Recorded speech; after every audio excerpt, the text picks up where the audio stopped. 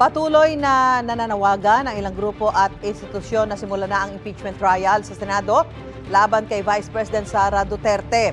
Sa labas ng Senado, nagprotesta ang mga grupo kahapon. Giit nila, itigil na ang pag-antala at mga palusot at simula na ang paglilitis. Ayon naman sa ilang religious leader, kasalanan ang pagpapaliban sa impeachment dahil pinipigilan daw ang paglabas ng katotohanan. Nanindigan naman ang defense team ni Vice President Sara Duterte na hindi dapat gamitin ang proseso ng impeachment para mangharas o kaya ipatahimikin o tanggalin ang mga kalaban sa politika. Giit din ang kampo ng bise na may serious constitutional infirmities o may kahinaan ang pagsisimula ng impeachment process laban sa kanya. Gayunpaman, handa raw silang harapin ang mga paratang laban sa bise at patunayang walang basihan ang mga ito. Gusto mo bang mauna sa mga balita?